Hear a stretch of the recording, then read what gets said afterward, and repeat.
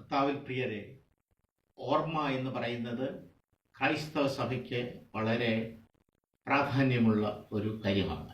ഇന്ന് ഫെബ്രുവരി 22 പരിശുദ്ധ പത്രോസ്ലീഹ അന്ത്യോക്യായിൽ 2 ബിഷപ്പന്മാരെ വാഴിച്ചതിൻ്റെ ഓർമ്മ, അല്ലെങ്കിൽ അന്ത്യോക്യ സിംഹാസനം സ്ഥാപിച്ചതിൻ്റെ ഓർമ്മയുടെ ദിനം. ലോക ക്രൈസ്തവ സമൂഹത്തിൻ്റെ ഓർമ്മയിൽ ഇത് കത്തീഡ്ര പെട്രി എന്ന പേരിലാണ് അറിയപ്പെടുന്നത്.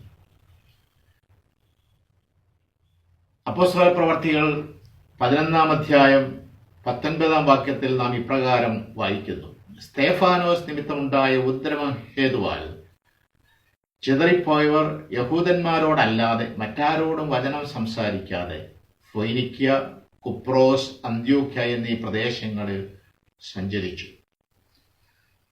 ആദ്യം യഹൂദന്മാരോട് മാത്രമാണ് സുവിശേഷം അറിയിച്ചത് ശിഷ്യന്മാരെല്ലാവരും. എന്നാൽ യെരുശലേമിൽ പീഡയുണ്ടായപ്പോൾ ചിതറിപ്പോയവർ അന്ത്യോക്യയിലേക്ക് ചെല്ലുകയും അവിടെ സുവിശേഷം അറിയിച്ചവരിൽ പുറജാതിക്കാരും ഉണ്ടായിരുന്നു എന്ന് നാം മനസ്സിലാക്കും. ഇപ്രകാരം ആ ഭാഗത്ത് പറയുന്നു: അവർ അന്ത്യോക്യയിലെത്തിയപ്പോൾ യവനന്മാരോടും കർത്താവായ യേശുവിനെ കുറിച്ചുള്ള സുവിശേഷം അറിയിച്ചു. ഇങ്ങനെ യെരുശലേമിൽ യഹൂദന്മാരോട് മാത്രമായിരുന്ന സുവിശേഷം യവനന്മാരോടും മറ്റ് ജാതികളോടും പ്രസംഗിപ്പാൻ ഇടയായിരുന്നു. അങ്ങനെ അന്ത്യോക്യയിൽ ഉരുത്തിരിഞ്ഞ യഹൂദ ക്രിസ്ത്യാനികൾക്കും അതുപോലെ പുറജാതി യവനന്മാരുൾപ്പെടെയുള്ള പുറജാതി ക്രിസ്ത്യാനികൾക്കും ചുമതലപ്പെട്ടവരെ വാഴിക്കേണ്ട ഉത്തരവാദിത്തം വന്നപ്പോൾ യഹൂദ ക്രിസ്ത്യാനികൾക്ക് വേണ്ടി ഇഗ്നാത്തിയോസ് നൂറോനോയെയും പുറജാതി ക്രിസ്ത്യാനികൾക്ക് വേണ്ടി എവേദിയോസിനെയും വാഴിച്ചു. ഇതിൻ്റെ ഓർമ്മയാണ് കത്തീഡ്ര പെട്രി എന്ന പേരിൽ അന്ത്യോക്യ സിംഹാസനം സ്ഥാപിച്ചതിൻ്റെ ഓർമ്മയായിട്ട് ലോക ക്രൈസ്തവ സമൂഹം ഓർക്കുന്നത്. ഇന്ന് ആ ദിനം ആണല്ലോ.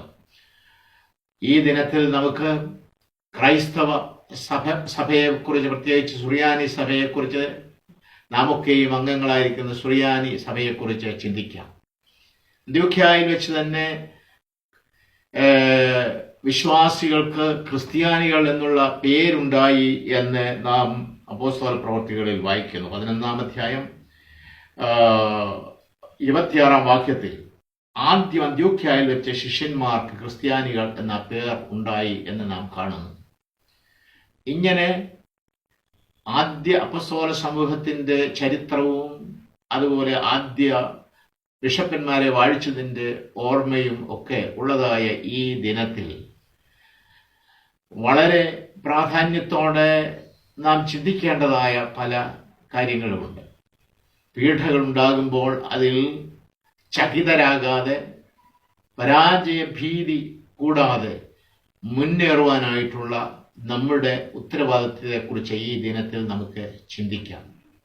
എപ്രകാരം അപ്പോസ്തലന്മാരും അവരുടെ നേതാവായിരുന്ന പത്രോസ്ലീഹായും സഭയെ പീഡകളുടെ മധ്യേ നയിച്ചുവോ, അതുപോലെ സഭാസമൂഹത്തെ നയിക്കുവാനായിട്ടുള്ള ചുമതല നമുക്ക് ഉണ്ട് എന്നുള്ളത് ഓർക്കാം.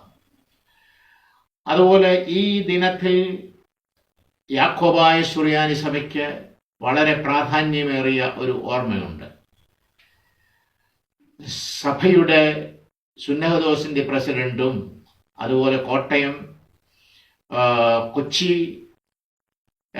കൊല്ലം, നിരണം, തുമ്പവൺ എന്നീ ഭദ്രാസനങ്ങളുടെയൊക്കെ മെത്രാപ്പോലിത്തായുമായിരുന്ന അഭിവന്യ ഗീവർഗീസ് മാർ ഗ്രിഗോറിയോസ് തിരുമേനി, അല്ലെങ്കിൽ പെരുമ്പള്ളി തിരുമേനി എന്ന് അറിയപ്പെടുന്ന അദ്ദേഹത്തിൻ്റെ ഓർമ്മ ദിനവും ആണല്ലോ ഇന്ന്. ഈ അവസരത്തിൽ നമുക്ക് ആ പുണ്യപിതാവിനെ ദൈവസന്നിധിയിൽ ഓർക്കാം. അദ്ദേഹം നൽകിയതായ വിലപ്പെട്ട സംഭാവനകളെയും ഓർത്ത് ദൈവത്തെ സ്തുതിക്കാം. ഈ കത്തീഡ്ര പെട്രിയുടെ ഈ ദിനത്തിൽ അതുപോലെ പരിശുദ്ധനായ പത്രോസ്ലീഹായെ പ്രത്യേകിച്ച് അന്ത്യോക്യയിൽ സുവിശേഷം അറിയിച്ചതിൻ്റെ, അവിടെ ബിഷപ്പന്മാരെ വാഴിച്ചതിൻ്റെ, അല്ലെങ്കിൽ അന്ത്യോക്യ സിംഹാസനം സ്ഥാപിച്ചതിൻ്റെ ഓർമ്മയുടെ ഈ ദിനത്തിൽ നമുക്ക് സഭയെക്കുറിച്ച് കൂടുതലായിട്ട് ചിന്തിക്കാം. അതിൻ്റെ ഈ ലോകത്തിലുള്ളതായ സുവിശേഷ ദൗത്യത്തെക്കുറിച്ച് ചിന്തിക്കാം. അതുപോലെ തന്നെ നമ്മിൽ നിന്ന് ദൈവസന്നിധിയിലേക്ക് കടന്നുപോയ പുണ്യശ്ലോകനായ പെരുമ്പള്ളിയിൽ മോർ ഗ്രിഗോറിയോസ് തിരുമേനി, ഗീവർഗീസ് മാർ ഗ്രിഗോറിയോസ് തിരുമേനിയുടെ ഓർമ്മയുടെ ഈ ദിനത്തിൽ അദ്ദേഹത്തിന് എല്ലാ കൃപകളും ദൈവം നൽകുവാനായിട്ട് പ്രാർത്ഥിക്കുകയും ചെയ്യാം.